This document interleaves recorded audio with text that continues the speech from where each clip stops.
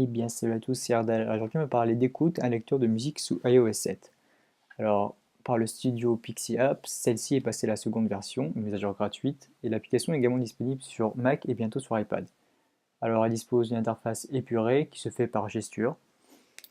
L'interface dispose aussi de réglages qui se font en dehors de l'application. On peut par exemple sélectionner le thème, de manière automatique ou manuelle. De manière automatique, elle se fera en fonction de la luminosité.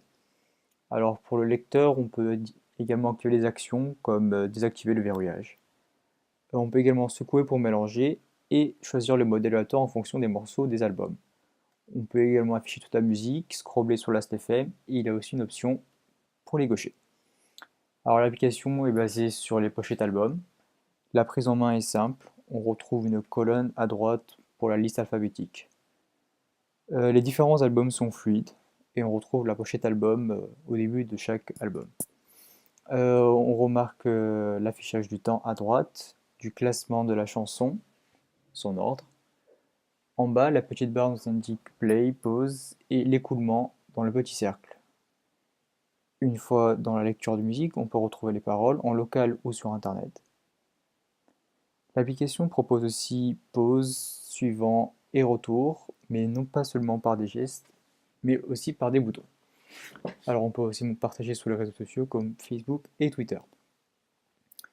On peut également sélectionner la pochette album, un tap dessus qui nous permet un retour et un tap encore une fois pour revenir.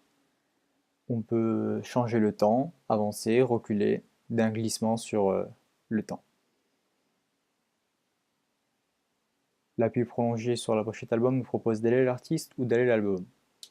Aller à l'artiste affichera tous les albums de l'artiste en question, comme ceci.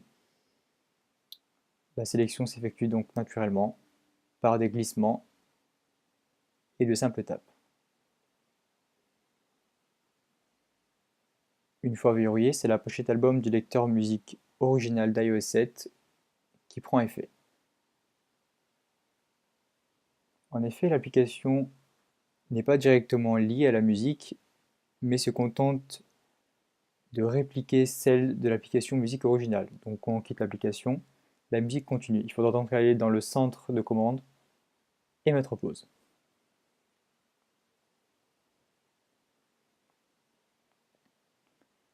L'ouverture de la musique est très rapide, donc celle-ci peut très bien faire substitution aux autres.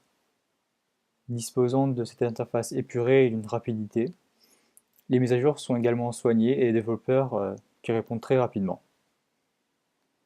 Le changement de musique s'effectue par des glissements dans la barre latérale ou une fois l'écoute de la musique.